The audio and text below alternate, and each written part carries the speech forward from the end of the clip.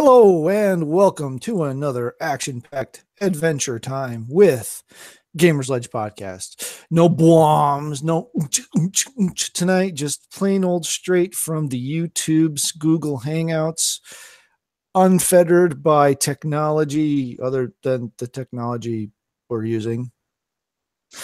Uh Yeah, welcome. This is a conversation among friends about gaming, the gaming industry, geekery, reading, TVing, whatever it is you're into. If you're a guest on this show, you'll be able to talk about it. Just keep it family friendly.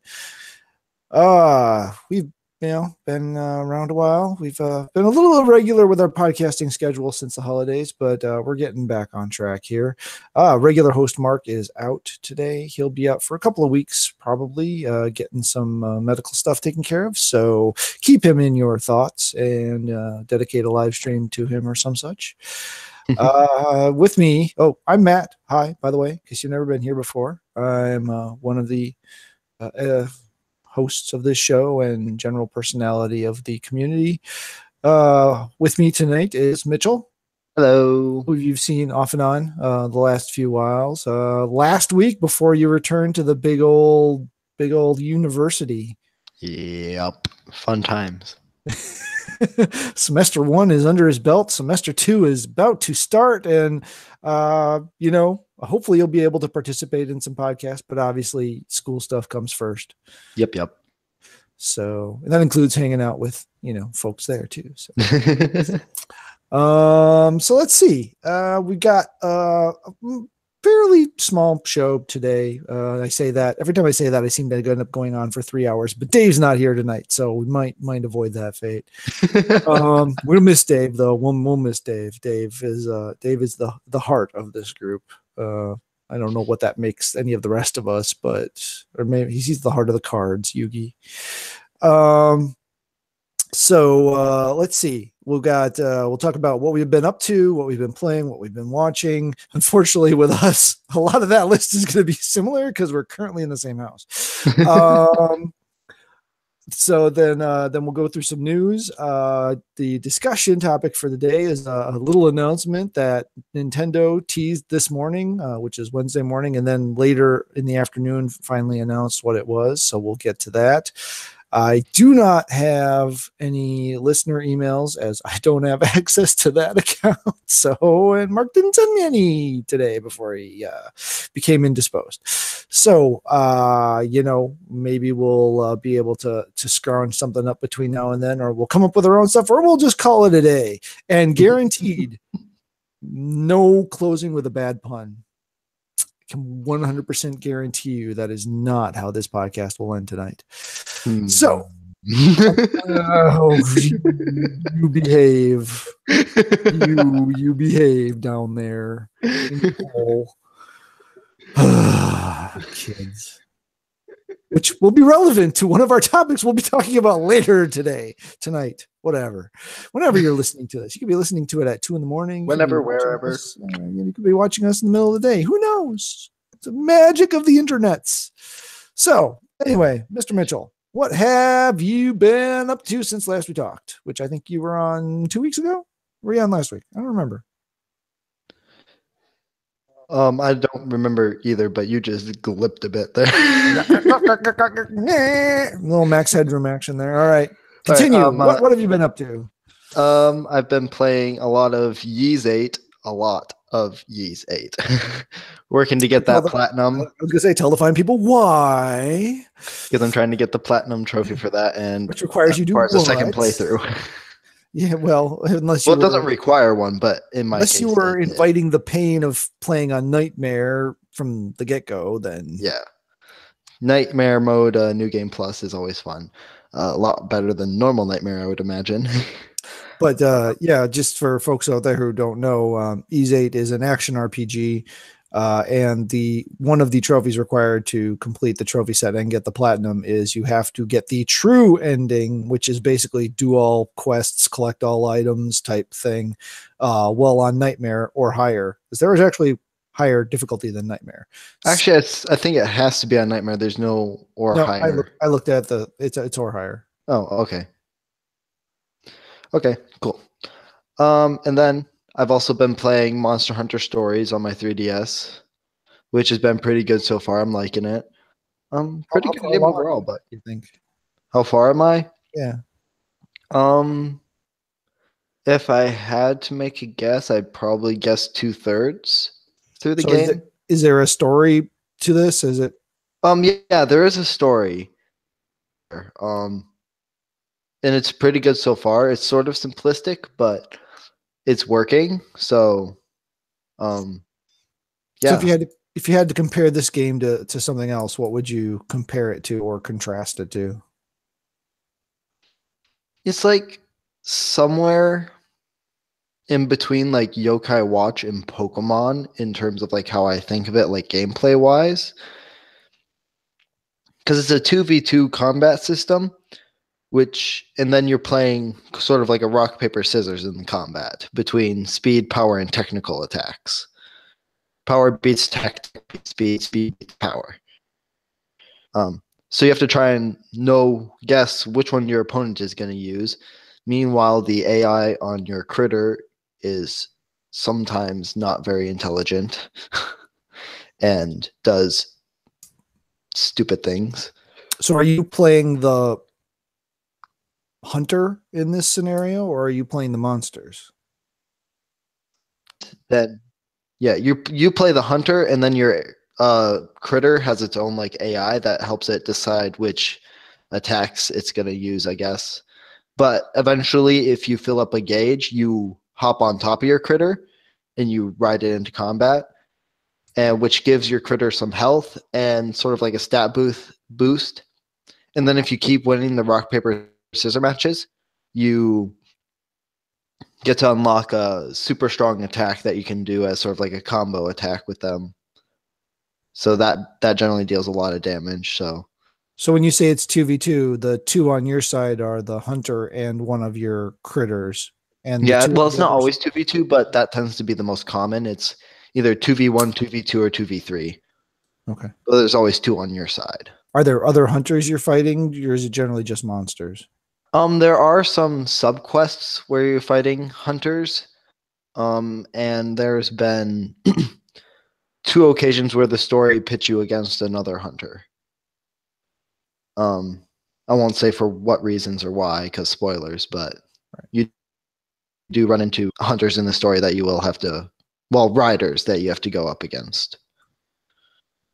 Because that's the distinction in this game between the two different types of way it is. You're technically a rider because you make friends with the monsters and you ride them into combat and stuff, while the hunters are what you would think of from Monster Hunter World or the Monster Hunter universe. Got it. So did I know this game has a rather anime style graphics, I would Yeah, say. it's kind of chibi-esque, Does it but still seem like it takes place in the regular Monster Hunter world and it's just that's how the kid views the world is kind of this way, or is it really a separate world, do you think? I think it actually is the Monster Hunter world. I don't know much about the actual lore of the Monster World, or like much about like the world dynamics and where everything is located, but it seems like it would exist within the possibility of the actual world. Cool. All right. So what else have you been up to? But yeah. Or did you have Um any more points on that? Sorry. Kind of. yeah, no, that's good. I think I covered everything I needed to or wanted to. Um let's see. You have our show list, so except for I've also You've watched got some stuff though that's not on yeah, there. So yeah. I finished Full Metal Alchemist Brotherhood on Netflix, so that was good. yeah, walked right into the house on a spoiler on that one tonight. Sorry about that.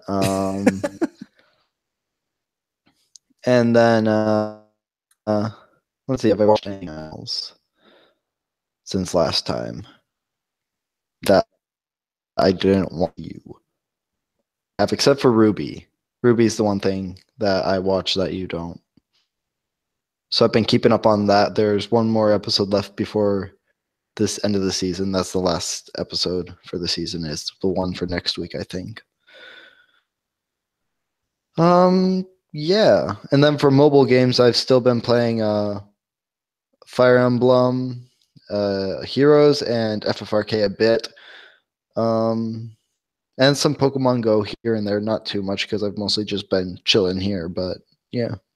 All right. Other question I forgot to ask you when you were talking about Pokemon Monster Hunter stories. Would you say for people who are fans of the Yokai Watch, Pokemon, Digimon, what was that space one? Spectrums? Style of game is this one worth their time and or money? I would say so. It's got a nice universe. It's got some good creatures in it. Art isn't bad. I actually kind of like the style that it's in. So overall, yeah, I'd say it's worth their time and money. And then you also finished Yokai Watch 2, correct? And same question, would you say that's, given a certain framework, is that worth the time and money?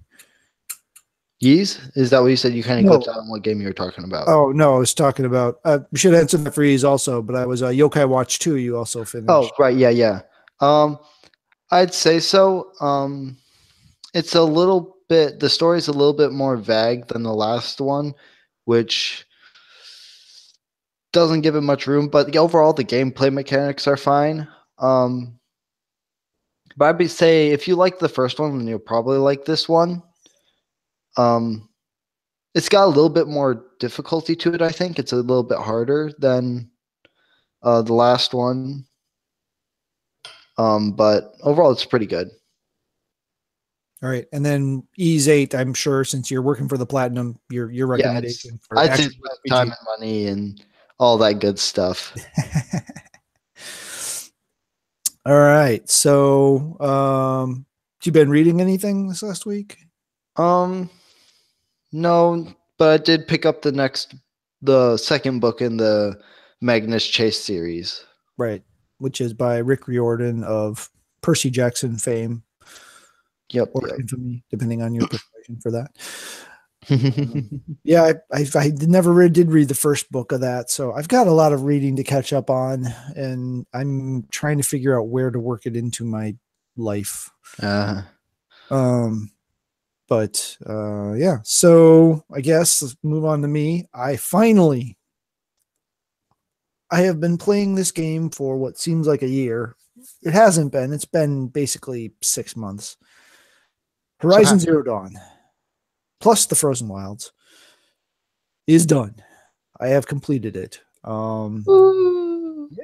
And there was much rejoicing in the land. I love that game. I really love that game. Obviously, the answer to time and money question for me is a hearty yes on this. If you have a PS4 and you haven't played this game and you have any inkling of liking action RPG-ish style, open-ish world, it's mostly open world game, if you just like good story, if you just like amazing presentation, we've talked about this ad nauseum, but what Guerrilla did with this game is just astounding. That they put the time, they put the research in, they figured it out. They got a great lead with Ashley Birch in her portrayal of Aloy, and just built a world. That's the thing. Everything you do in this game, similar to The Witcher 3, where pretty much every side quest and everything you did in there helped build the world or seemed somehow related to what was going on. This one does the same thing, including the Frozen Wilds. The Frozen Wilds, the way I played it was basically like it was an organic part of the game. A side quest, a huge side quest, but it organically fit into the game and worked into what was going on, and expanded it and left the option open for similar expansions if one wanted to. I kind of got the impression that they're done with this. I don't know. At least with Horizon Zero Dawn, not so to say that they don't have any options open for doing a sequel, obviously. Sequel or companion or something. Yeah, something. I could see some Lost Legacy style, shorter adventures in the same world, either with the same characters or characters you met or somebody completely different. Right. Or heck, this was just what? The border between two states? Yeah, this is basically Colorado, Wyoming, and Utah, basically chunks, small chunks of those three states. So they Um, have an entire planet to still do stuff with if they right. really I mean, we really wanted don't. to. I mean, yeah, I don't want to get into it, but I mean, yeah, there's a lot of room left to explore in this world. Hmm. If they want to stick with just this world, there's a lot of things they could still go and do. Hmm. Um, Now, granted, the main story there is presented and is Yeah. what it is, so you can't really mess with that. Yeah. Um, but then they did leave themselves a lot of room for Sequel. additional content or sequels. So, but yeah, I know you're almost to the end. Yeah. I don't. You've done all the Frozen Wild stuff too, right? So, I haven't quite finished it up, but okay. I did platinum on the first playthrough. I did get all the trophies for the Frozen Wilds expansions. The only trophies I don't have are the New Game Plus trophies, which is one for finishing it on New Game Plus and the other one for finishing a New Game Plus on Ultra Hard or whatever the high difficulty is. yeah, I think that was it. Don't know that I'll actually do anything with those. I've got lots of other stuff to get to. I love the game. I wouldn't mind spending the time with it, but I think Ultra Hard is going to be a significant investment. I think it's going to basically turn that game into Dark Souls. You're going to be doing a lot of dodging, a Roll, lot of roll, rolling. roll, roll, roll, roll. Yeah, I'll never have enough wire, especially early in the game. Yeah. Um, but yeah, so definitely that. I also finished, did not get all the trophies for, at least not for the expansion part of it, was Firewatch. Great game. Oh shoot, I've already forgotten the name of the company. I almost wrote it down, but it's like, now I'll remember. One second, I got you. Okay. But they delivered a very nice, um, I hate this term, but everybody knows what you're talking about when you use it. Walking simulator genre. Uh, an evolution of the old point and click adventure games. Further evolution of what Telltale developed out of that. You got it? Yep. Campo Santo. It's Campo Santo. I knew it was something different. But it was a great story. Again, similar to and maybe what I liked about this is kind of similar to some other things that have been very controversial lately. Plays against your expectations, right? You walk into this knowing this is a video game, and they start doing things that you would expect a video game to do, similar with what was done with Gone Home. And whether they pay off on that or they go against it will depend on whether you see the play of the game. But they do understand their audience and who's playing these things very well, and can guide you very easily into situations and frameworks of thinking. Um, but it's a very, very good story. Um, it's a very, I don't remember if it was made in Unity or not. It looks very Unity-ish, if you understand what I mean by that. If you played some Unity games, I think. So it's not super great looking. It's got a great color palette. And it's got a good look for the story that it's going for. But it's not going to make your eyes bleed or anything. But yeah, I mean, it's a very good story. It's an enjoyable game. How long was it? Maybe Oh, I don't know. 3 to 4 hours, 3 maybe. to 4 hours, 5 if you're really, really, really, really thorough. Yeah, and there's a little bit to be gained by doing that. Not a ton. I tend to be very dig in all the corners, and even I didn't feel the need to necessarily do that with this one so much. I did in a couple places, but not so much everywhere. Um, so yeah, so those are the two big ones that I knocked out. One of this month's PlayStation Plus games was a title called Uncanny Valley, which is a much, much more similar to the classic, point and click adventure games. It's a horror genre or horror setting for this story.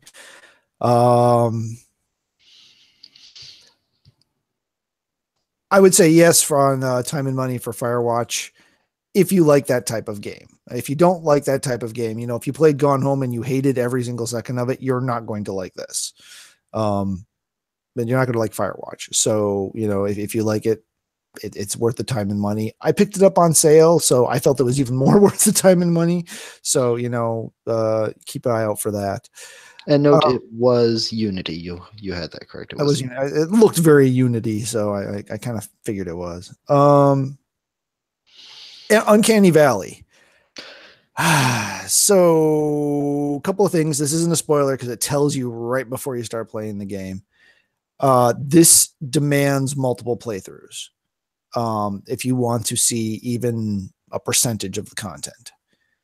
Having said that, the game's not very good at telling you what your choices are doing. So trying to figure out how to choose your own adventure to get different aspects of the story fed to you is very tricky and kind of frustrating. I've played through 4 times? 4 times. The first one was a bit slower. The next 3 were a lot quicker. A little quicker, yeah, because once you know the basic ideas of what you want to do and what you have to do, and the story is very disjointed. I mean, you can understand the basics of what happened very easily, very quickly. Not that hard. But there's a lot of nuance to it that kind of doesn't get caught, that you don't really get until you start doing multiple playthroughs. Unfortunately, all of my playthroughs ended up in the same place. Slight variations on the path there. Some of the things make more or less sense depending on exactly what actions you did fulfill during the playthrough. Each playthrough was, the first one, like you said, was longer. That might have been a couple of hours.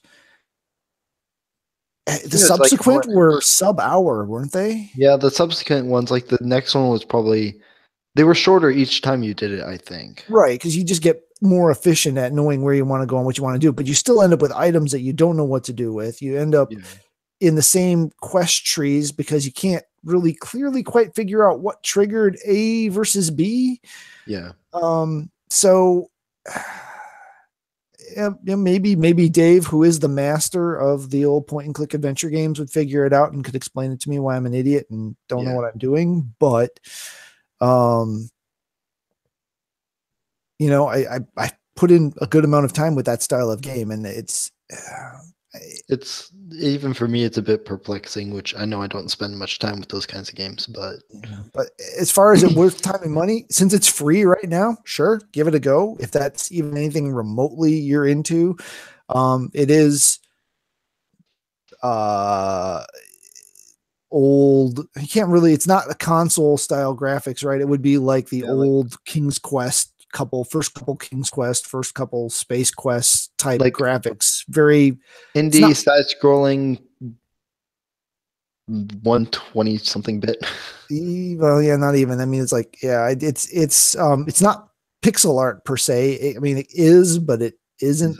It's not like Mega Man pixel art, but it's pixely, blocky. It looks fine for what it is. It's just, it's again, if you have an issue with that graphic style or that gameplay style, or choose your own adventure books, probably not gonna work well for you. Yeah.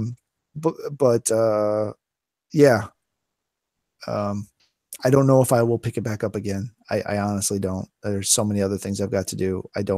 Maybe if there's a time where I've just got a little bit of time, but the further away you get from it, the less you remember those choices you made and what you have to do exactly when. And so it's something like if you got if you're on break or something and you have a lot of time on your hands, you just feel like doing something, this might be one of those things you could try. Yeah, if you got like an afternoon where you're not doing anything and you don't really know what you want to do, it's something you could probably burn through. I'm sure there's guides out there if you want to do it that way. I don't. If I can't figure it out on my own, that's the joy of it for me. If I can't figure it out on my own, then what's the point? That's not to say I don't look up to make sure that I'm trying to do something right, because sometimes I'm trying to do it right and I just fail epically at execution. So, there are those times. I think we've all done that. Do you think you'll ever try it, Mitchell, or are you pretty sated with what you saw of it? I'm pretty sated with what I saw. I think I can piece together most of it. There's still some elements I'm not quite sure about what's happening there, but yeah, I forget the feeling that there's got to be some mental illness involved in this somehow too. Yeah. Definitely not handled as well as Hellblade, some other games are like Senua or yeah. There's definitely something going on, but yeah, and how much is real? How much is I'm guessing the main horror element is real. Yeah.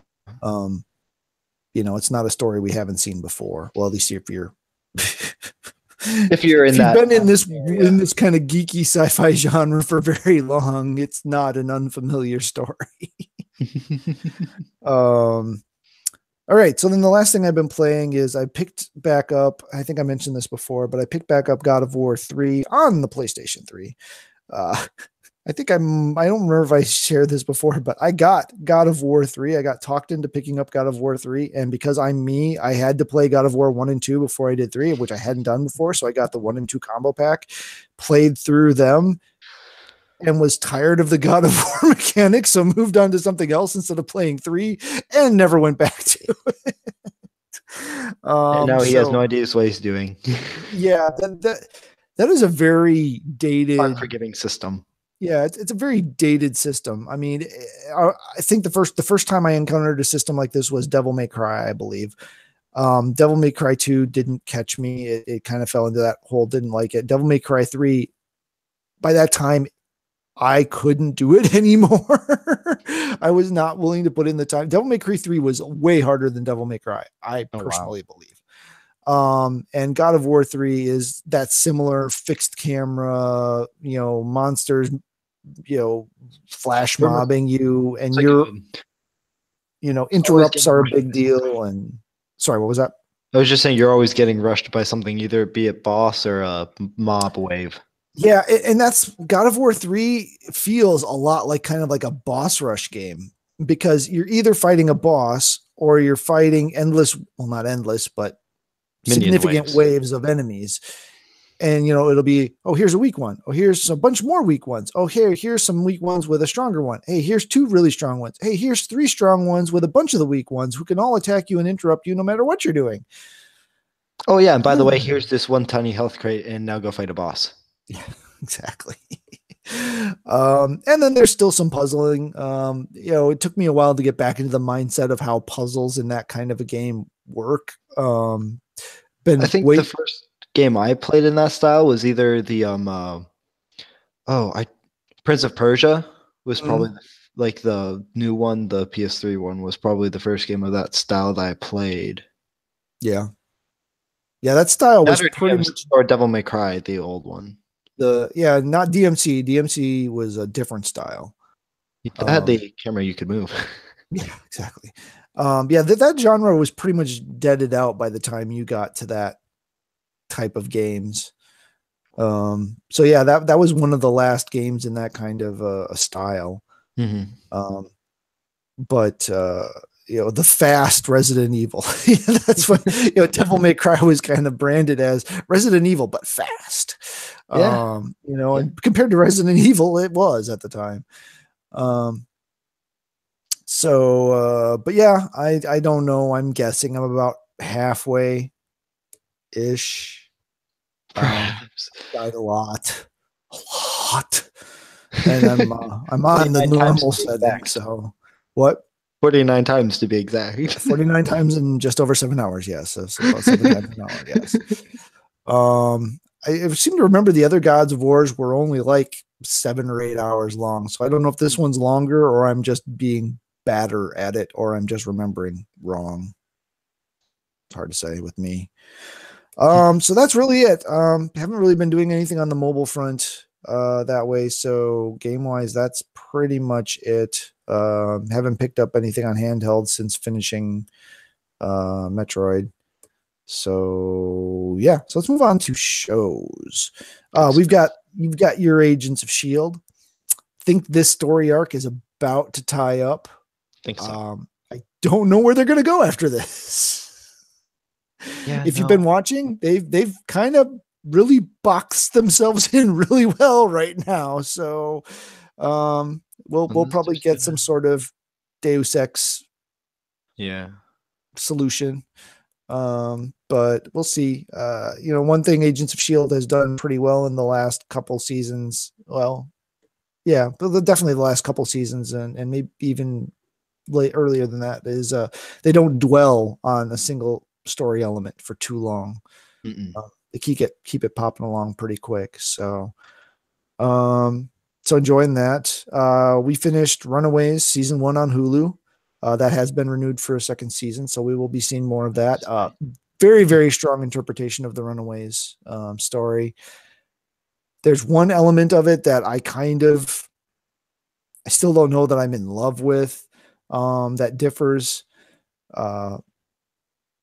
It's the same long term, but in the short term, it's kind of quite a bit different. So I don't want to say any more than that without spoiling it. But the author Vaughn is part of the creative team on the show, so it's definitely got his input to it, and a very, very nice interpretation. It's a good version of that story.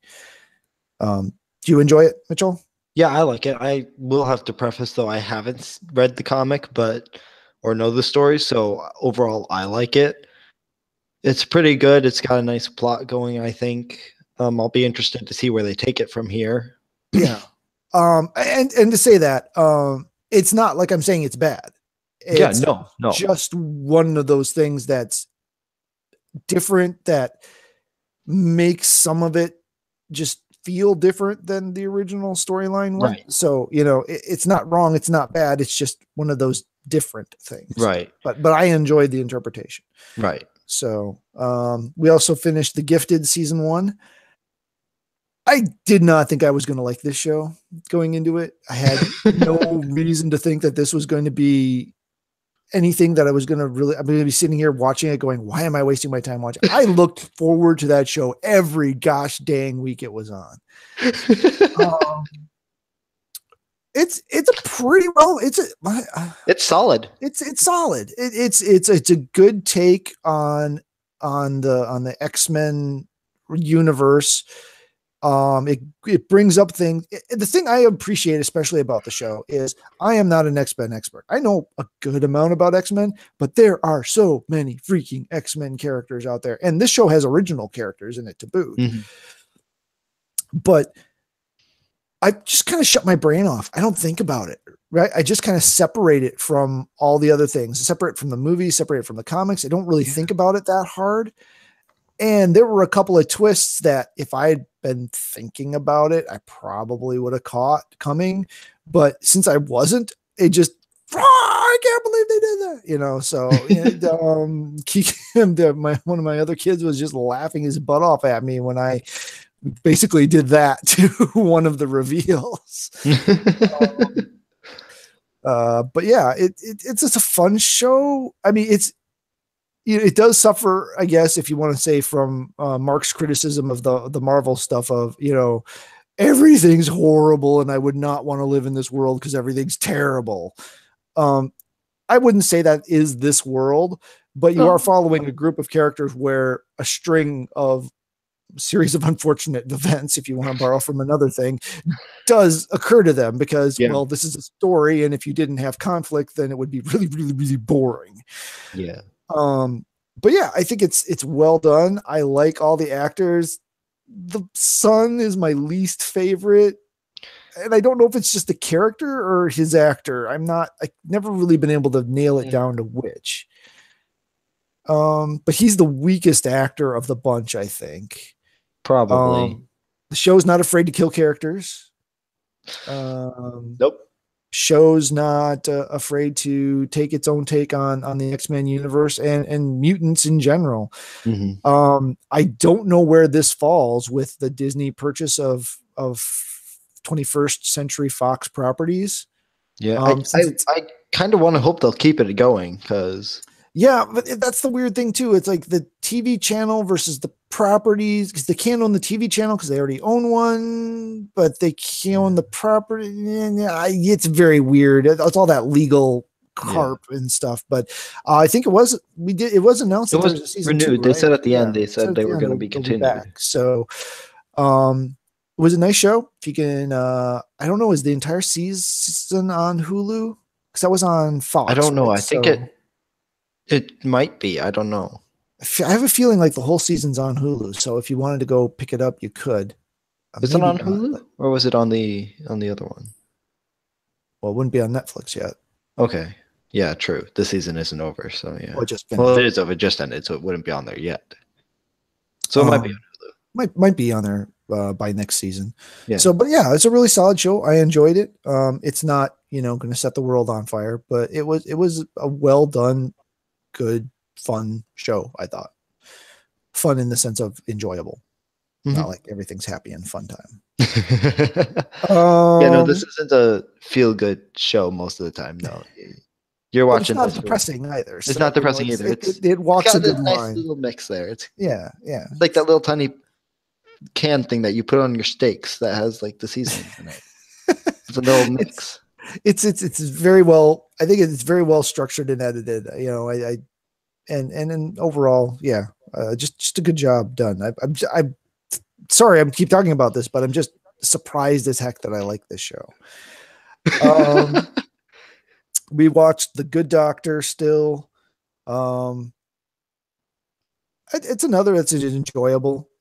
It's not anything revolutionary to me. Some of the medical stuff is, but it's a simple little show to watch. Sometimes I'm surfing Facebook while we're watching it or something, but it's kind of like if you took Grey's Anatomy and then made it more friendly. Yeah, more family friendly version of Grey's Anatomy essentially is not terribly wrong. With the main character whose house but autistic. Yeah. And a resident, so he's still at the bottom of the food chain rather than running his own department. But yeah, again, another surprisingly well acted, well put together show based on a Korean TV series of all things. So I think I mentioned that last week too. Yep. Still watching Enterprise as I try to keep my fitness level something decent and respectable.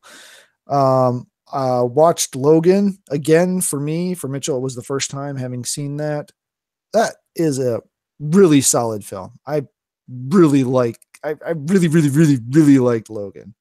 It is a really good movie. I mean, I knew going into it that it was good, and a few other things based off what I had heard about it. Like, I don't know how much I can say without being too spoilery, but you knew stuff was going to happen. Yeah, it's a good movie overall, and it keeps you on your toes. I don't understand what it is that Mark doesn't like about this. I get that he's like, it's not an X-Men movie. Yeah, it's not an X-Men movie. It's Logan movie. It's Wolverine. I mean, but it's got other mutants in it. So no, there can be other mutants in it without it being X-Men. And he thinks that Logan is just unrelatable, uncaring, just jerk the entire movie. Have you ever read a comic with Wolverine in it? Because I'm starting to think he hasn't. But and to be fair, he knows way more about X-Men stuff and read way more X-Men based comics than I have. Wolverine isn't known for his kind and caring demeanor. No, but it plays to the. I mean, the movie plays out logically. It makes sense. Everything, it all fits together. It makes sense why things are the way they are. It makes sense why the characters act the way they do. It makes sense how this all comes about. Yeah. and it's heart wrenching in places. There are a couple places in that film where if you're invested in these characters at all, you get some solid feels. I mean, there's welling in a couple of places, you know. That's pretty powerful for Got some considering what hardcore most of the feels, man. Wolverine movies have been. I Yeah, mean, which is hardcore feels. yeah. So yeah, if you haven't, again, it is very very violent, very very cuss filled. I believe the first 10 words of the movie are basically some pretty hardcore swearing. So Yeah, I it, mean, in two languages too. oh yeah, the initial part, yeah, exactly. Yeah, he was multilingual there at that opportunity. But yeah, it does let up a bit toward the end, but Yeah, it never really quits. I mean, stops. they're it's It's not Deadpool, but it's not Deadpool, but it's it's there. So there. again, whatever fits your viewing style and what you're okay with your kids and stuff. I would say it's definitely not for younger kids. I would say Yeah. definitely under the age of 16, 17, but that's in, that's my assessment of it. And then finally, was looking for something to fill a gap to watch, and I was very interested to see what the interpretation of The Mist of the Stephen King story was on Netflix. By and large, I've enjoyed most of the Netflix content that I've watched. 4 episodes in, The jury's still out. yeah, I think I might go back to it someday, but I think there's other stuff I'd rather delve into now, and maybe that might become my next watch while on the elliptical show once Enterprise runs out. No, that's not going to last me very long because it's a short season. Right. Only 10 episodes, 40-ish minutes a piece. But it kind of it's got these little tiny hooks. It's just like here, we're just gonna put this in, and we're gonna put this in, and then we're just gonna pull on this little tiny fish line we got here, and real. Yeah, if Agents of Shield is one of the examples of a good show that keeps it moving, this is the exact opposite. This is like glacial progression. And that's across 4 episodes that we've watched. And Yeah, I'm and saying the show is glacial. Um, it's very Stephen King in the sense of most of how his what was it, 90s miniseries and stuff were. It feels a lot like those in many respects, which for me isn't the best because I'm not a huge fan of a lot of that stuff. Not a huge fan of Stephen King as an author either. I like his ideas. I just not a fan of his execution. yeah, it's very slow, but it's got that kind of mystery type drive to it where you're just like, what the heck is going on here? Yeah, and I'm just not sure there's going to be that payoff. Yeah, I we're think just not. most King stuff does pay off. They do. You do figure out what's going on eventually, from what I've been exposed to. Right. We just don't Um, know if the payoff is going to be like a gold mine or if we're going to get this little tiny piece of coal. yeah, and it doesn't feel like it's worth the investment. The episodes just feel way longer than they are. Yeah, like how long are they? I think they're 40, 45 minutes, I think. Because I would have guessed about like, well, what's a hour and 75-minute episodes? I would have guessed. Over an hour. Well, they're definitely not over an hour. They might Or at be least an 50 at the hour. most. They might be 50 at the most, but I don't think they are. Um, it's I just, think for the feel, like yeah, for the feel though, they feel like they're over an hour, no commercials. None of the cast is really locked onto me. Actually, the character I like the best is the priest. And if you know how Stephen King handles clergy, my you know favorite where that's character is going. But probably the dad, just because he's kind of got the most development. yeah, the dad's probably the normalist character. He's probably the closest thing to a latch point that we have as a Yeah, character.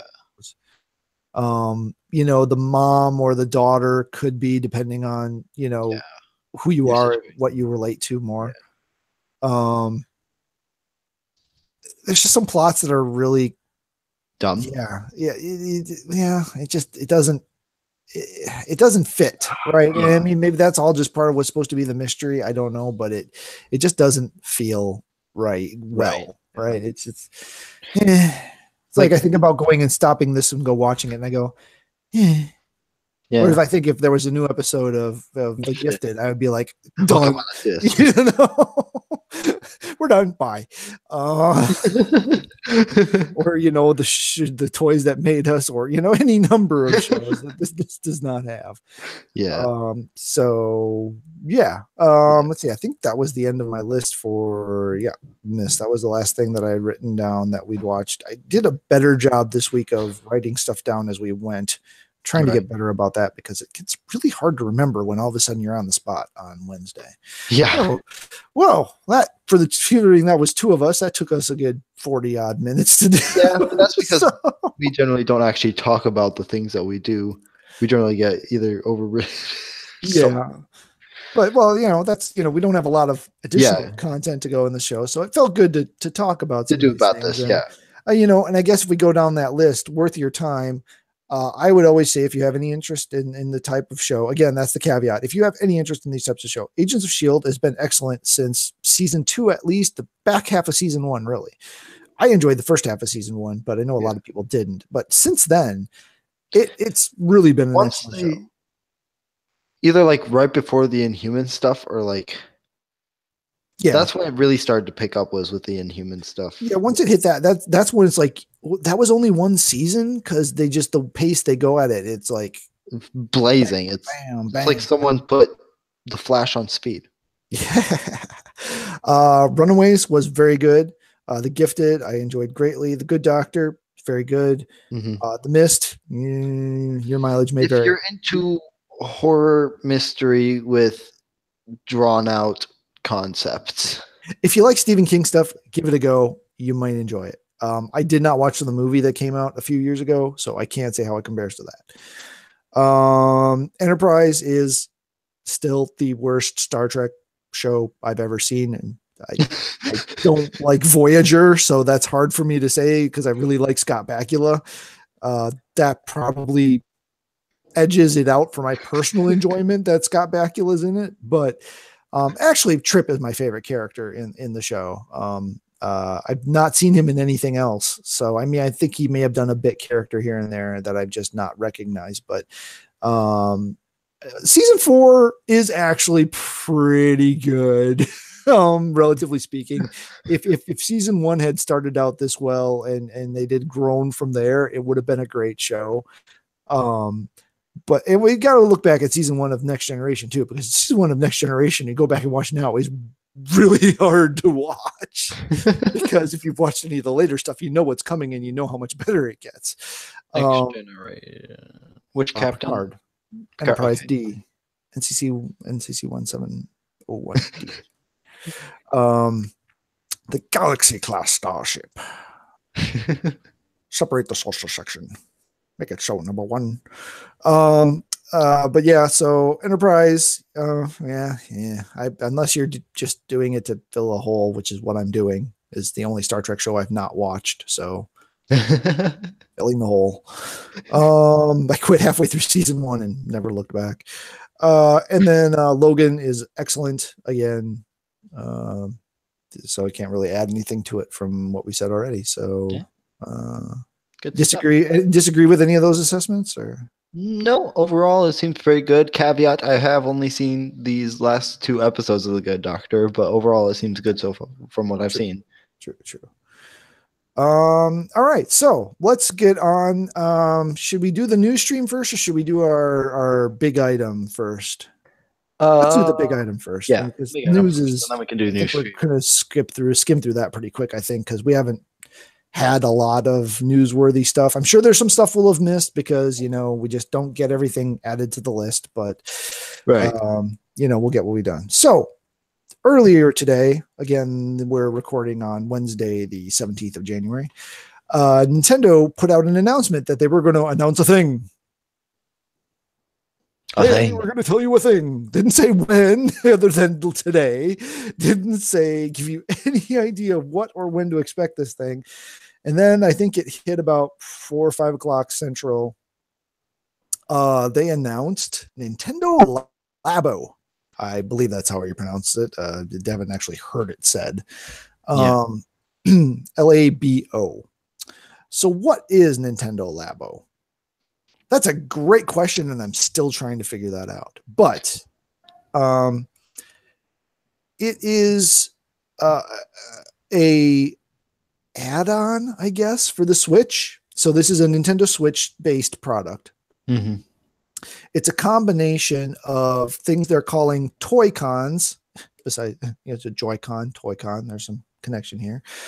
That are essentially paper craft kits made out of cardboard that you will buy and assemble that go with some what I would consider Wii-like games in some aspects. In some way, it's making that kind of transition. So what you have is you get these paper craft kits. You get some very elaborate and well done instructions on how to assemble these things, which is key, because if you've ever gotten a paper craft kit before and you try to put those things together and you've not done it before, or even if you have done it before, the instructions that come with those things, crap, they're horrible. And you're sitting here trying to not fold the paper wrong, or not bend it in a way that's not meant to bend, or not compromise a tab or a slot in a way that's going to make the final product not stay together. So It's very good that it shows that they give you very robust directions for this. I do want to say that. And note, if you're watching this past today, like on YouTube or something, just go look up the information, the video, and then you can come back and then it'll probably make more sense. I can't feed video into here, but yeah, you could go just Google for Nintendo Labo, Labo, and you'll get all the stuff that's available. It's available for pre-order right now. February 24th, March 24th. I should look at this. Anyway, it's not really super important, right? I think it's March 20th. I think it's whatever the fourth month is, the 20th. Fourth is April. April 20th. You're right. Well, at least that one is. I think that one's actually later. Nope. Okay, it is all April 20th. April 24th or 7th in Europe. I forget. The 20th is a North American date. So it is you build a thing. So some of the things you can build. You build a 13 key keyboard out of cardboard. Now these are pre-punched sheets. So you got a sheet of cardboard. The shapes are punched into it. They come with some basic decorative markings on them. So you build this keyboard. You put the Joy-Con in one of the ends in a slot that's built for it, and you put the Switch screen in front of here, and you're playing a game. And the IR sensor on the Joy-Con can tell which of the keys you're pressing, including multiples. And you play a song. I don't know if it's strictly creative. I don't know if it's some follow me stuff in there. I don't know if it's trying to teach you how to play basic keyboards. I don't really know what the game for that part of the game is. But that's an example. There's another one where you're playing a fishing game. You have a Joy-Con in a papercraft fishing reel with an extendable rod that is connected to a base that's got the Switch in it, and you're playing a fishing game. There's another one that is a motorbike simulator. So if you're my age, you all have seen the toy that's got the little thing, and you got the fixed car or bike in it, and the paper trail comes down, and you try to keep the car on the road. Absolutely no point to it. This is the video game equivalent of that. You've got a Joy-Con in the handle stick. You can rev the throttle by twisting it, and you're on your screen, and you racing or doing an obstacle course. I honestly don't have a very good feel for exactly what the games are yet. But there's a couple other things that are coming in this core pack. So this core pack that's going to be come out first is it comes out on April 20th, and it's $70. There's 5 kits in it. So 5, it comes, I'm assuming, with the game. Actually, good detail to know, but it doesn't really say. So I'm going to assume that yes, it comes with the game, and the cardboard cutout punch out sheets to assemble. And based on 5 different kits, there's a two car RC set, fishing set, house set, motorbike set, and piano set. And it comes with, and so now some of these are machines, right? You're building machines to play with this game. So, I mean, there is an interesting element there, for anyone who's done, these types of crafts or is into Lego or is into just generally how things work or how to assemble it. I mean, some of this stuff here is semi-intricate. They've got rubber bands and cables and cords doing different things to interact with the system. So it's not uninteresting. Now, looking at some more of the information, it looks like they're targeting this for 6 to 12, 6 to 13-year-olds. Mm-hmm. That's where I start to have my first problem with this. I was watching the video and I'm like, who is this for? Because I couldn't tell the models that they have playing the games and stuff. They try to keep them very abstract as to how old they are, who they are as people. They're obviously not little kids, but they're not, don't seem to be adults either, although they could have been young adult Asian, the slightness of size compared to, European descendants. But I'm trying to figure out who this is for. If this is for 6-year-olds, I start to have a problem with it unless, and again, these are details that I haven't been able to find out yet, unless there is something like a lifetime supply of replacement cardboard pieces. Like I said, I have a Papercraft R2D2 sitting right there. I can't touch or he falls apart. Now, again, that's tag board type material, not cardboard. And these could obviously be much better engineered and designed to hold up to some play, obviously. But if you still bounce around when you're playing something that you're excited about, like, some sort of rabbit on caffeine. I personally feel like my kids, as younger kids, were good with electronics and we're very good with gaming systems. I watched some other families and I just shuddered. It drove me nuts. But, I believe my kids were very good at taking care of electronics, very respectful of equipment. A lot of kids aren't. And this is not inexpensive. Now, granted, this first kit is 5 games and 5 things, and it's $70. That's probably not a bad price point. But the first time one of those cardboard things breaks, are you done? Is that it? What do you do? I mean, are you just out that aspect of it? No, that's my concern.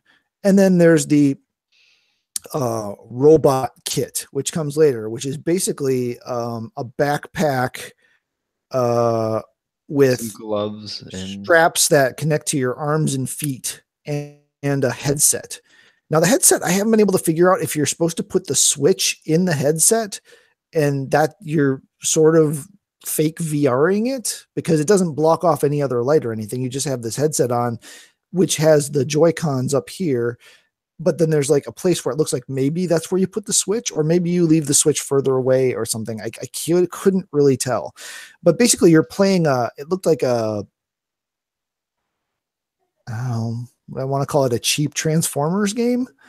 Well, it kind of looked like a robot that you were controlling and you could blow stuff up with it. Right. You were controlling a robot and you could punch and you could It did have like a transformation sequence. It did when they crunched down or something like that. It transformed into like a truck and seemed to drive along. Again, not a lot of details on the game on exactly what it is. This kit is $80, and this backpack, they pulled the back off of it so you could see the parts moving around inside. It's pretty intricate. I'm not going to say what kids can and can't do because every kid's different and everything's different, but that's going to be some serious construction going on in there. And again, the first time a kid pulls too hard on that one cord and it goes boing or something rips in the back, where does that leave you? I don't know. I mean, that's a concern I would have as a parent of younger children trying to play this product because it's not inexpensive. Right. I mean, if you assume that the game is, $50, $60, it's another $10, $20 for the cardboard and stuff to build the kit out of. Right. That's not insane. I mean, we're not talking Rock Band levels of stuff, although they did show instruments in the video. Also, they showed like a kick pedal, and some stuff we haven't seen yet for the kits that haven't been formally put out yet. Right. It's only the two available for pre-order right now: the variety kit and the robot. I will say the kind of feel that I get from these games and the systems and the way they're kind of set up kind of reminds me of like if you were to take Chuck E. Cheese, turn it into cardboard, and try and shove it in your living room. Yeah, I can get that. I mean, it's trying to be fake VR, right? Fake VR / AR, like something kind of AR-ish, VR-ish, right? Some sort of interactive gameplay system. Right. I mean, Nintendo made the announcement earlier this week or late last week, I forget, that they had no interest and were not exploring VR at all. Well, then we get this. So we kind of know why they made that announcement because they're coming with this. This is kind of a halfway point. It's kind of toys to life. It's kind of AR, but it's not really taking in the environment necessarily. Yeah. It's kind of VR because it's making you do stuff like you're in the game versus, but again, a lot of this stuff seems a lot like what was done with early Wii games where it was very gimmicky with shoot the bow, swing the racket, it's elaborate in the sense that it's got more to it than that. But again, a lot of that gimmicky stuff wore off really fast. Yeah. I think. And a lot of at least gamers.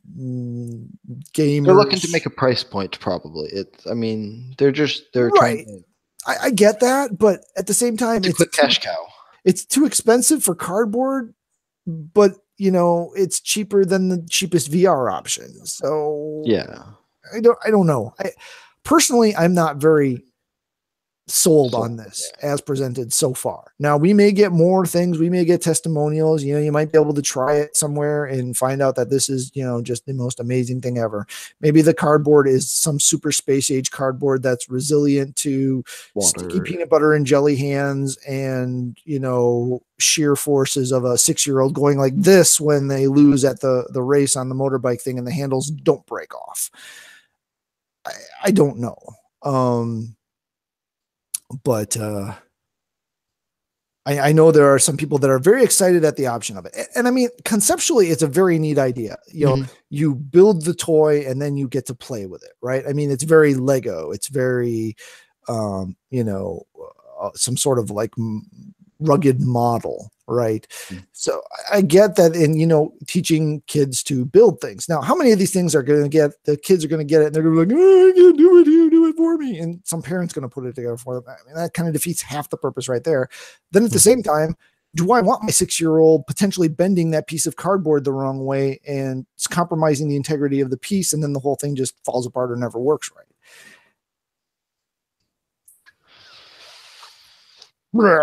As a person much closer to their youth than I am, how are you looking at this? Is this for you right now? Is this the thing that would interest you? I mean, if the Switch was your primary main console system and you were looking at how you're going to spend your gaming dollars in the coming year, is this the thing that you'd be, oh my gosh, I've got to have this? I don't think so. I feel like the robot game would probably intrigue me depending on how it develops and like what it actually ends up being. Just because I'm the cords are long enough to get to your feet and the ends of your arms. Yeah, that too. And because I'm kind of into like Gundam and the Transformers and that kind of mech type situation.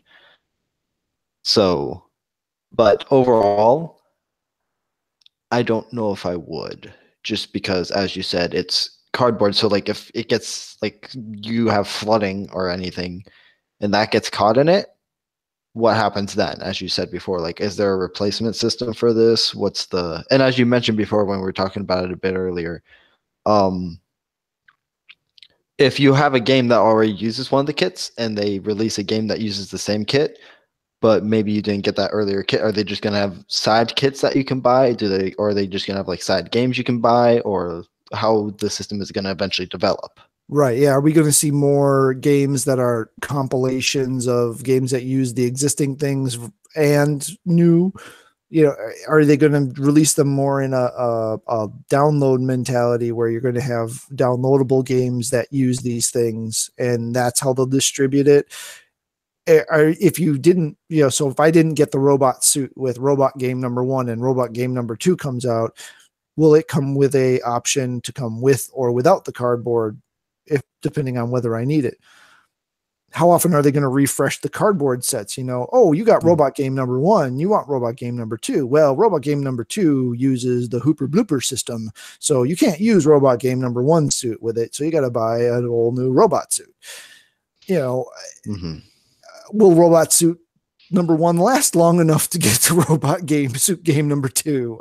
Right. How Skylanders is this going to be? Right. Yeah. I mean, there is a toys to life element to this, and how many games are you going to be able to play with a little itty bitty motorcycle controller before you've basically played all the possible things? Like different sizes for this kind of things so that your man child can play the game? Right. I mean, these things are obviously designed for the size of a child. They are not designed for an adult sized person unless you are a smaller adult person. My wife height wise might be, within the parameters. You and I probably not so much. So yeah. What's the difference if like someone from like the NBA wants to play it versus well, that just makes me think of that commercial that's been on the TV recently where they got the basketball player. It was a sponsored credit card with a team on it. Well, aside from the venison burger, but the guy's trying to get the bumper card. He can't get in the bumper card, so his feet and his arms are sticking out and his butt stuck out in it, and he can't push the pedals because he can't get his legs in the car. I don't watch basketball at all except for when my son plays, but that is a hilarious commercial. Anyway, so I bong. Geez Louise, you're still on that. For anyone who hasn't watched, please watch the He-Man episode of The Toys That Made Us on Netflix. Only for bong. For the bong guy, yes. Why he chose that term, I'll never know. I'm assuming it's supposed to be a gong sound effect, but they play that to the hilt. So I am very trepidatious of this. I cannot out the gate say that I think that this is the best thing ever, that it's a great idea. I think it's interesting to see what Nintendo is trying to do to fit into that VR AR space without being in the VR AR space. So I'll be honest, when I saw the beginning of the thing and I saw the cards plopping off the assembly line thing, the conveyor belt, that's what I thought they were. I thought they were AR cards because you look at them, they've got different patterns on them, right? I'm like, oh, okay, they're going with AR cards. They're going to do some AR thing. Okay, cool. Nope, not so much. Never mind. Anyway, did you have any other thoughts on it? I'm just gonna say I'm wary of it for now. I want to see how it develops, but I don't think it's something I would partake of at the moment. Right. And I mean, I understand, if they were to make these pieces out of plastic or something, to keep it cheap and light, you'd have to use plastic. That'd probably be very likely to break. I get why they're using cardboard. I get the whole. It's cheaper, and then that also reinforces the idea that they might have a replacement system. It's cardboard, so it's a little bit easier to create and do that kind of thing. For $1.99, can I get a replacement sheet of any piece? Or what is it? What's the deal there? Is it going to come with like a spare part sheet too, or does it come with 2 of everything? Yes. But then people could take advantage of that, and then I get that.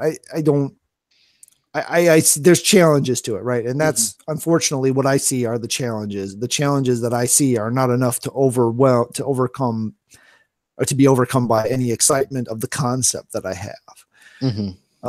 If these were cheaper, if these were like $20 games, I probably wouldn't be so wary because you could pick one up, see how it works, and say, oh, okay, yeah, this works really well. I want to keep buying these things, or this is utter crap and I don't want to touch this with a 10-foot pole.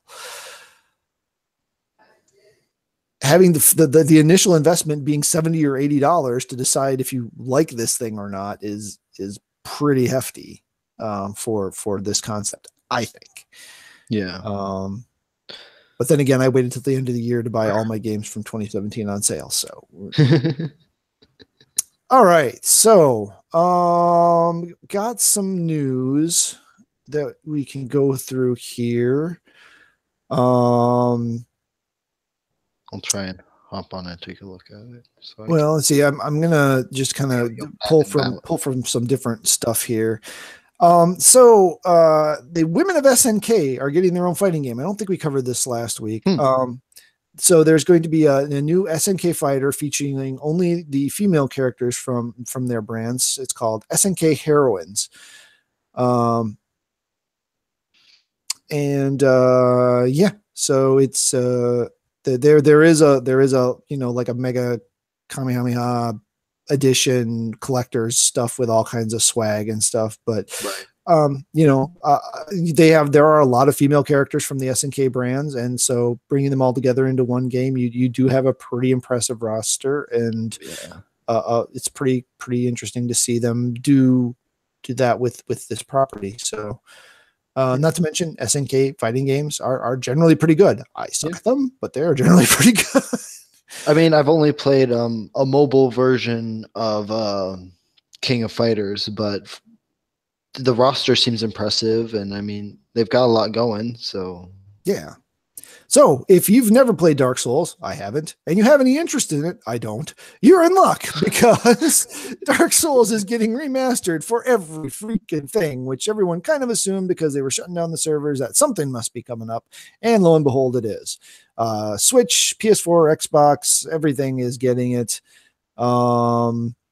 So yeah, would have the different benefits depending on, if you're a PS4 or PS4 Pro versus Xbox One versus Xbox One X. All those things will depend on the features that you get. And of course, it comes with the obligatory redonkulous collector's edition if you want to go that route, because you really, really love all things dark and soul-y. Roll. If you love rolling around like a monkey on the ground, buy this game. Have you seen that video of the cosplayer rolling around, like poking people with like a foam sword? I think I have. It's like a Comic-Con. Yeah. It's a convention thing, isn't it? Right. Yeah. The Fox movie superhero schedule has gotten tossed about a bit. Deadpool's going to be coming sooner. Interesting. I think that's what I saw somewhere. Because it was slated for the same week as Solo. So even whether it's good or bad, it's a Star Wars movie, so you don't really want to go up against it. Yeah. Gambit and New Mutants are coming later. Gambit, I think, lost a director again, so I don't know that movie's ever really going to happen. I'm not sure I really want it to happen. So those are going to be done by Fox still. Well, they're under the Fox brand still, but we still don't know exactly what the turnout from the deal was. Right. We don't know exactly how that's going to all play out. And that's the other thing. Disney owns both Deadpool and Solo right now, so they don't want to compete against each other either. So, right. Or compete against themselves, I should say, rather, either. So, New Mutants was looking really awesome. Again, very different take on the story, with it being a horror. It's still not totally out of the question that there's an arcade involvement, my thoughts personally, but it was looking very interesting. It looked like it was coming along well, but now they pushed that one quite a bit out. So we'll have to see how that goes. If you're into, Overleague Watch stuff, the official Overwatch League, go knock yourself out and find, there's information out there. The schedule's all up, all that jazz. Cosmos is getting a season 2. Never did finish season 1 of Neil deGrasse Tyson's Cosmos. Really should probably do that and get on for 2. It's a good show.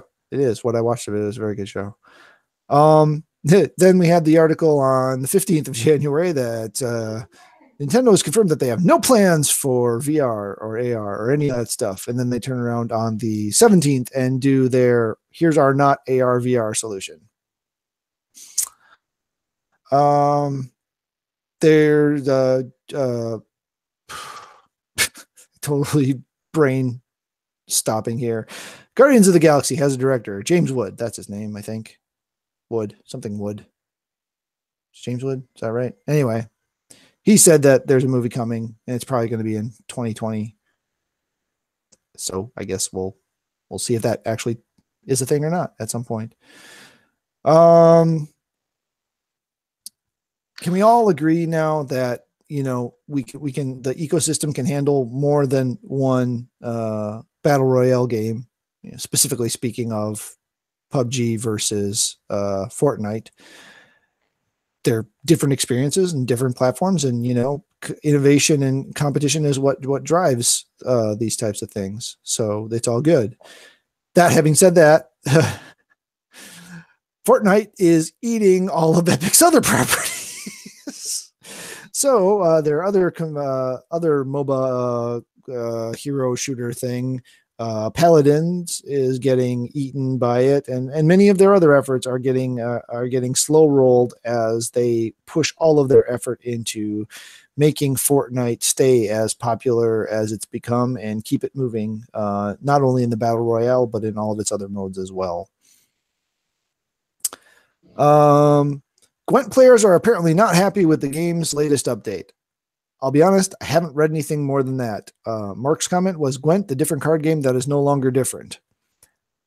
Don't know what that means. I haven't read it, but apparently the Gwent card game, which was fun, admittedly, but not enough to hold my interest, has gone some big changes, which I believe Hearthstone actually just underwent some big changes too with a single player game and some other stuff. So a lot of changes afoot in the virtual card game arena.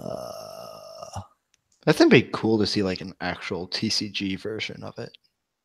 Yeah. But that's just me. It'd be cool, but I have such a hard time keeping up with TCGs. Yeah, that the TCG can get a bit touchy. Yeah, I do like the card building systems like Legendary, but again, those are expensive and take a lot of time. I do enjoy that. We got to drag that Predator out more often though. I do enjoy that game. It's so long between gameplays, it takes us half the time to remember what the heck we're doing. Yeah. So yeah, Paragon may be dying because Fortnite's too successful. Batfleck is probably leaving for realsies this time, maybe after Suicide Squad 2. Flashpoint has got the direct creative team behind Spider-Man Homecoming, so I might actually have to care about the Flash movie now. Which is separate from the show. Yes, which is tough because I really like the show. Yeah. And I haven't read about this thing yet either, but there's some sort of thing that's trying to let you resell your Steam games. Yeah, maybe I'll just remind Mark to start with that one when he comes back later, and he can give us the thing, because I haven't read up on it, and I don't want to take the time to try to live read it and to y'all as we're sitting here talking. But is that a thing you'd ever be interested in? You're a little more in the Steam verse than I am. Is that a thing? If you buy a game on Steam, do you think you want to sell your license to it? And I don't know. That seems tricky, and it could mess with some of the market systems. And yeah, I mean, there's a lot of potential impacts, but I mean, just all that stuff aside, it's like should you sell your games to the GameStop so you can get money for it so you can buy more games? The obvious answer to that is yes, until you start looking at the business model and the crap that they pull as far as what they pay you versus what they charge, and the impact on developers and stuff. Once you start looking at that, it starts making a change. But not thinking of any of that kind of stuff, right? Do you think that stuff that you have in your Steam library is stuff you would want to get rid of? Probably not, but then again, most of the stuff that I have was fairly cheap stuff that I was able to get on sale to try and maximize. Yeah, that's the other thing. Stuff on Steam is on sale all the time. Yeah. So it'd be hard to compete with the Steam market because of that. And I don't know if it just kind of seems like it defeats the purpose of having the game then on the computer. But Yeah, and I'm a horrible example because I hold on to everything. yeah, but I mean, it also like it's sort of the same thing with GameStop. Like, I don't see the point. If I have a game, and I bought it, and if I've played it, then I'm probably gonna keep it. I mean, If you are a type of person who buys a game, plays it like the first week it comes out, gets done with it, and turns around and sells it and applies that toward the next game you want, I understand that more because you're still returning it in that time frame where you're still going to get at least half the value of the game back. mm-hmm. If it's been more than 2 weeks, it's probably pointless because at Yeah. that point you're just bleeding money. Now you can send that any money back is better than none money back, but on the other hand, I've held on to games because I thought you guys might want to play them at some time, right? And I just like having them. That's part of it too. Dragon Ball Fighters is coming, and there's a feature that's been shown where if you match up certain characters in certain maps, they'll play out events that happened in that part of the series. So you want to see one of the Krillin death scenes, you can reenact that. If you want to see, Put Krillin and Frieza in the same arena. basically that's Put anyone in Frieza in the same arena, and boom, death scene. You want to see a spirit bomb go off For 10, you want that 10-hour clip on YouTube? No, they shorten it down to a couple seconds, so there's some time compression with a K going on there. Don't tell them that. What if they want to? Sorry. It looks like Xbox might be reviving Fable, due in part to the success of Horizon Zero Dawn. They're gonna make a Fable Zero Dawn game. Maybe bringing back the series that they tried their best to kill. Digimon Story Cyber Sleuth Hacker's Memory is officially out. The worst title of a game ever. Yeah. I know you played the first Cyber Sleuth story and really enjoyed it, so I imagine this will be on a birthday list or something coming. Probably, yeah. I need to do the final boss for the first one, but you never finished? I thought you finished that. It's the final boss, and I've been trying to do some other stuff, some of the DLC stuff, and some of the side missions, and get through some of that. But I had to go before I got through it all, and other stuff interrupted me. So, got it. Something that comes out this week, came out this week that I really want to try out, but I can't justify the purchase because I never really got very far into I Am Setsuna, is Lost Sphere, which is the latest game from that same developer and that same studio. Again, a very similar style game, a modern take on a retro style RPG. That's a game I need to finish too. Yeah, I need to get further than like the very intro area. It still hurts my brain that Jumanji Welcome to the Jungle is successful. I mean, I get it's The Rock. I get it's Karen Gillian. I get these things. I get it's Jack Black playing a 17-year-old blonde chick. I understand all these things, and these things, independently do somehow seem enticing in certain ways. But I still cannot believe that Jumanji Welcome to the Jungle is a successful movie. It blows my mind that this is successful. Maybe at some point we'll just have to see it just to see how. Oh yeah, I'll see it at some point. I mean, I love the original Jumanji, and that's part of it. I think I just have this real coattails. Yeah, and it's Robin Williams, and it's a thing. But Street Fighter V is getting a new arcade edition. I believe it's a free update, which many are saying finally makes Street Fighter V feel like a complete game. You can also get Sakura. Okay, is it Sakura or Sakura? I can never. People say it differently. The official Japanese translation, I believe, should be Sakura. Is free to download for the next couple of weeks. So if you're a Street Fighter V person, I believe you can buy it as a bundle now. If you don't have Street Fighter V, you do have to have the base for the update. So I can believe you can buy it as a bundle, or if you already own Street Fighter V, most of the additional content is free. I can't find this for sure in this article, but I'm pretty sure that's true. Write me a nasty email if it's not. Sorry. Or Mark. It'll all go to him. Write me. I'm not really going to write me because, like I said before, I don't have access to the email box. Resogun developer is working on an unannounced PC project. I liked Resogun. I liked how Smarks work. But unfortunately, they stopped doing those type of games. So we'll have to see where they're going. God of War. Part of the reason I'm playing God of War 3, God of War PS4 continues to look amazing and is coming closer to being a reality. They've released a collector's edition with all that kind of stuff and statuary and whatnot that I don't have room for or the money to pay for. So I won't be getting it. But so do we have what's the release date on that one? There isn't a release date yet. Okay. It's supposed to be early 2018, which most people are interpreting as sometime in the first half of the year. Okay, this is like the 5th time I've seen this ad. Did the Godzilla anime on Netflix drop, or are they just really pushing it hard? You want to fact check that? Do you want to see if that dropped? Double running? I'm running it. All right, thanks.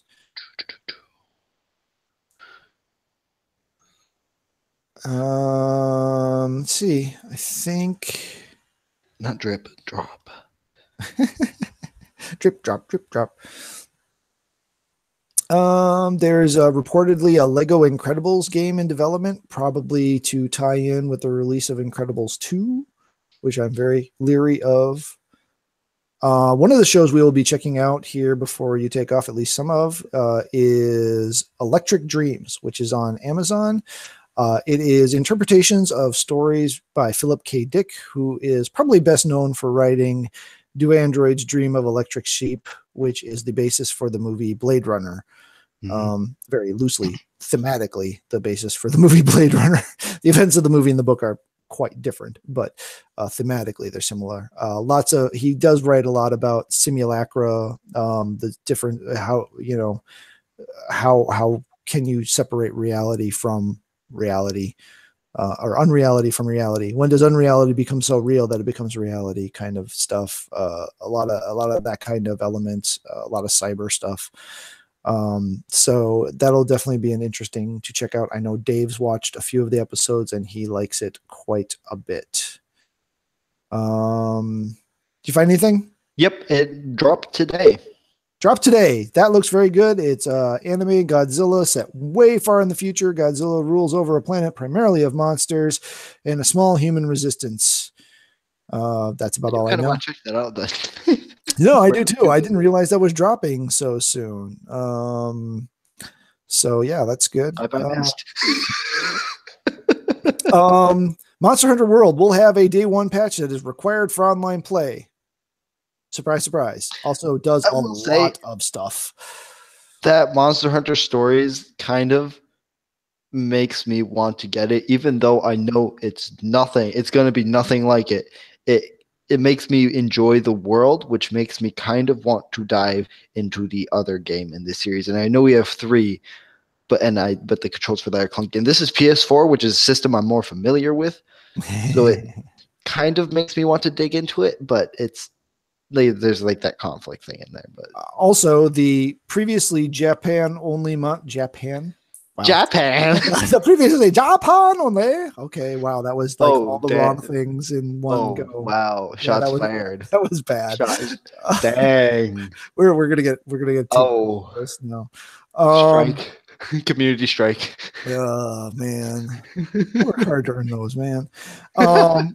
Anyway, the previously Japan only announced Monster Hunter World PS4 Pro bundle is now going to be available in North America through GameStop. Ooh. So that's. Do we have a price point? Stand by one. I believe we do.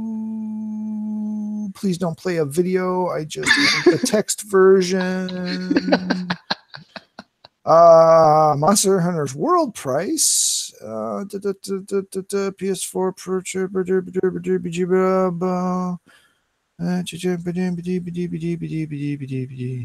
If not, we can search for it later. And It's 50,000 yen.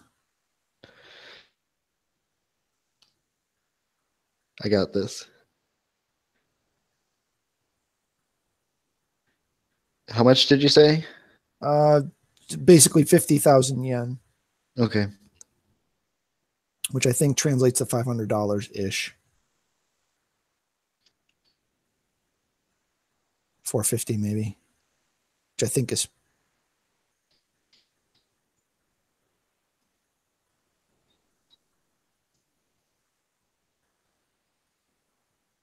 Need one more zero. $448.79. hey, what did I get? I went for was that maybe 450? Yeah, 450. There we go. My first guess of 500 didn't sound right after I said it, and it wasn't. I'm a little nervous about this Wrinkle in Time movie because I really love the book A Wrinkle in Time, and I did some of the changes that they've shown through the trailer into the story, or at least that they appeared it. Maybe they're just focusing on certain events, and that's just why it doesn't seem like they're staying as truthful to it as I would hope. But I will say the animation looks beautiful. oh, for the Godzilla. No, for the ads that I've seen in Oh, you mean for with the Wrinkle in effects Time.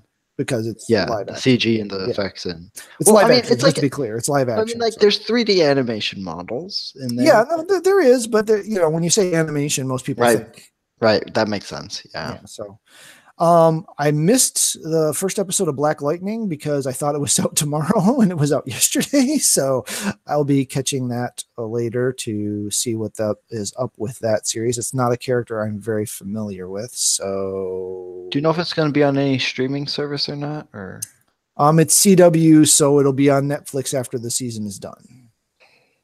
of course. So yeah.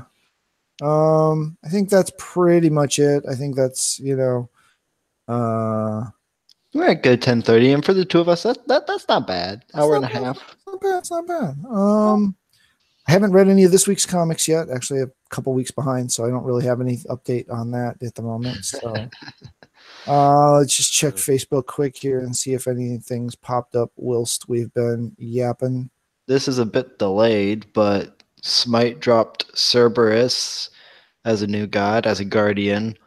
Um, I tried him out. He's pretty good. He seems like an anti-healer because every time he has a bit of like a heal steal. He heals 40% of what the heal was and negates 20% of the heal.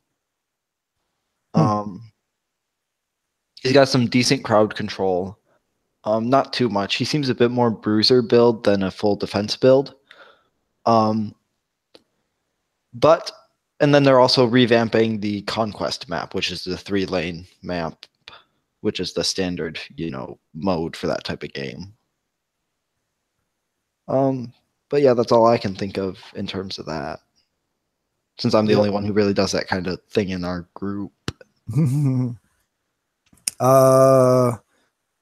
Yeah, I'm not seeing anything else relevant to our discussion here. So we'll go ahead and bring up one second. 1 second.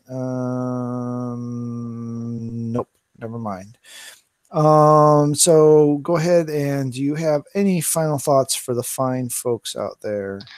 Final thoughts. Ys 8, I'm still gonna say it. It's an amazing game. I'm on my second playthrough. I will admit I am skipping through the story because I'm trying to get that trophy before I have to go back to school where I don't have a console. But overall, it's an amazing game. The graphics are beautiful.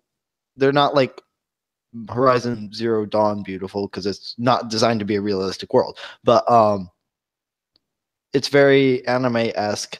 And now that I've finished it, I know previously that I said I didn't know if I liked it more than 7 or not, that it was a close call. But I think now that I've finished it and some of the stuff has rounded out, I think I might like 8 better than 7. Oh, wow. Because towards the end, everything starts to make more sense, even if it's a bit out there, which is the way Yi series go, as far as I can tell. But it's all very well, and plus I like some of the gameplay mechanics in this version better than in 7, just because some of the way some of the things are designed for like weapon upgrades, and because in this one you actually have to make new weapons and upgrade your current weapons rather than going to a new town and having to purchase a new weapon every time. Instead, this one is straight. It's just straight item collection, and make sure you have all the materials you need for your weapons. And it's less focused on a like world type system because you're all trying to get off this island. So overall, great game. Monster Hunter World, definitely a great game for any if you're a fan of like the Yokai Watch or Pokemon series. But not Monster Hunter World, Monster Hunter Story. Sorry, I get that confused sometimes because it's got a really big world map. Granted, you don't go over all of it. I don't know, but as far as I've gotten, but it's a big world as far as I can tell so far, and it's a good game. Awesome. Monster Hunter Stories. So yeah. Awesome. Yeah, for final thoughts. My final thought's going to be a little bit more philosophical. Read a thing again here where conversation came up about this was non-scientific, not a study, but this was a head of a small studio writing an article, basically an op-ed about his conversations with other game developers and how, as developers, especially small developers, they are treated by the community. And I'm not saying that all the community is bad. I'm saying that there's a lot of good people in the communities of games. I tend to not be in the communities online because what little time I have to do, I want to actually play the games. I don't get in there and do stuff. But this did make me feel like I do need to get out there more and online and let developers and people who made these things know that the things that I appreciate and that I like, or even if I didn't care for it, that, I appreciate them taking the chance on something or whatnot, because the amount of negativity that is out there and the amount, smaller studios, especially getting no less than, a couple death threats, even if you could easily say, oh yeah, that's not serious. They're just spouting off or whatever. But when did just telling somebody you hope they die because they made a game that you don't like, or it's missing a mechanic that you think it should have, or whatever, when did that become a reasonable behavior? Not all games are for everybody. I don't play certain genres of game. I don't even try certain genres of games because I know I'm probably not going to like it that much. And yeah, I don't have the time, I'm going to put my time into things that I think I'm going to enjoy because that's what I want to do. I want to enjoy the hobby. It's nothing wrong with being critical. I'm critical of stuff. I think people that have watched this podcast know or listened to it know that I can be very critical of things. But there's difference between being critical of the product and being critical of the people behind it. There are very few people out there that go out with the intent of making a bad game. There are some games out there that are evidence to the contrary. So, and I'm sure there's different motivations going on there, and I don't know what they are, and I'm not going to talk to that. But for the most part, the games that most of us are playing, nobody went out to make a bad game. They may have missed their mark. And that may have been just the reality of life. And it may have been that they thought they hit it, but then when it got out to the world, the world didn't agree.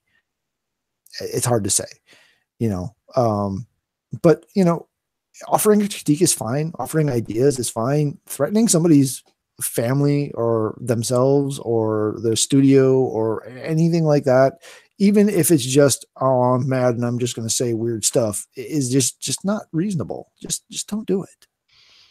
I don't feel like that should have to be said, but just don't do it. I mean, I think everyone is in a moment of anger said something stupid like, I hope you fall over and die or something like that. And most of us generally regret it quickly after saying it, I think. But, throwing it out there into the world where the person doesn't know you, doesn't know what's going on, just this weird person with an avatar screaming at you and wanting you dead because they didn't appreciate the product, you developed. I mean, especially when it's something as simple as like, oh, this is stupid bit art graphics. It was just terrible. You didn't make this game for me. You should go die. Where is the logic in that? Anyway, sorry. I didn't mean to get all downy there, but no, it makes sense. And there is something to be said about the anonymity of the online community these days, that there's a lot that people can get away with and they don't feel like they're entirely responsible for it. But it's a thing that happens and it shouldn't, as you said. And projects, I mean, people put a lot of work into these things, as far as I can tell. There's a lot that goes into them, and telling them that they did it wrong just because there wasn't one thing that they possibly, maybe they personally really wanted to get that in there, but they couldn't find the means to do it, and you just yelled at them for not being able to do it, which I can't imagine that would make anyone feel pretty good about it. I mean, as a project manager, I can attest to pretty much everything you just said is true. No project, with rare exception, does a project ever go according to plan, come out with exactly what you thought you were going to get when you went into it, and happen on time or under budget. Almost never are all those things a true statement. And yeah, some developers share a lot, and you can learn a lot that they thought they were going to do versus what they could do versus what they couldn't do. Some people will read that, some people won't, but regardless of whether or not they put anything out there or know anything, there is a lot of effort to building something like this. Mm-hmm. And, it's not something you enjoyed. And there's a lot of personal stake in it too, because I mean, it's like their creative work, and right. And a lot of these, you're talking, small studios. I mean, Setsuna was, or not Setsuna, Hellblade. I always get Setsuna and Senua mixed up for some reason. But Hellblade was, like less than 20 people, I think. Oh wow. So I mean, these people, these are not massive studios. These are not monumentalist corporations that just have puddles of money lying around for a lot of these things. It's a small team, 15, 20 people or less. Some of these are one person. I mean, Axiom Verge. Yeah, exactly. That was all one guy. It took him forever and a day to do, but it's just, understand if you don't like the product, it's within your right to say you didn't care for the product. Mm-hmm. It's within your right to give what you feel is constructive criticism or, ideas. Know that a lot of compromises were probably made in the making of this product, because that's what you do in projects. You end up compromising a lot. And just try to focus on that. Try to appreciate what the product is, rather than go to the point of saying something stupid online just because you can. Anyway, that's my. Don't make it so if they were to show it, if you're gonna say something, don't make it so that if they put it on the news, it wouldn't just be rows of black stripes with words put in between. Well, it's also, pretend you're the person receiving this. Assume you got 10 of these a day. It's cyberbullying, really. If we want to break it down to the simplest term, that's if this was a kid at a school, this is what we would call it. We would call this cyberbullying. This is literally what you're doing. So, maybe you'd say, okay, it's fine. I don't care if I had 100 people telling me to go die every day. That's fine. That's great for you, but not everyone has that kind of resilience. And oh, by the way, you're attacking them personally. You're not only attacking their product, something that they poured their time and heart and energy into, you're attacking them. Mm-hmm. That's a line that just shouldn't be crossed. And I don't now, not saying that everyone that makes game is a great person. I'm sure there's crappy people out there that make games. Unless you know them personally and know they're a crappy person, you don't have the ability to call them a crappy person. Anyway, that's getting too complicated. Yep. And way too okay, so adjourn that. Yes. On that note, we will adjourn before we scare off all the people on the internet. Anyway, so let's see. Closing up, we'd like to thank you for watching or listening to this episode of the Gamersledge podcast. This was episode 274, I believe. And if you have any thoughts about the I already forgot what it's called. Not the Buildo, The not Toy the Con. Toy-Con, but that's not the Logo. Oh, Labo. Labo. Nintendo Nintendo Labo. Labo. Let us know. You can reach out to us online, either on Facebook, Gamersledge, YouTube. Go to any of the social media things and basically search for Gamersledge and you'll find it. It's a lot easier than me trying to remember to find the list of all the written down URLs. At Gamersledge on Twitter, Balf at gamersledge.com for your email feedback. Hit us up on the website. We'll have this up probably tomorrow. You got to go ahead, add a comment there, question, anything you'd like us to talk about, anything you'd like to us to dig into deeper, anything you'd like us to just reminisce about. Let us know. Anecdotes or otherwise. Yeah, any type of stuff. We'd definitely like to get some more community outreach, community stuff in here because listening to the same 4 or 5 heads talking all the time. So let's see. With that, we have our newsletter is now out. Our daily newsletter is a Tuesday to Friday newsletter with the highlights of the news items of the day that's getting put out. It's getting put out in the morning. So for like today, for example, today's did not have Labo because that didn't hit till later. But top 3 stories of the day, or the previous 24 hours, I should say, rather. That'll be coming out daily. You can go to the website to subscribe for that, gamersledge.com. It's quick and easy. I almost said something that would have gotten me another strike. Yeah, no sage wisdom, which is not really wisdom at all, but just really bad jokes. Sage wisdom. Don't be mean. Be a decent person. To quote the semi-immortal Will Wheaton, don't be a dick. It'll get you far in life with that philosophy. Even though sometimes he's a pretty big dick. Anyway, with that much said and that much done, I would like to thank you, and you have a great day, evening, whatever you are doing. Job day. Next week, we will see you again. Join us, please, for Gamersledge Podcast. And as always, game on. Now you say it. Game out.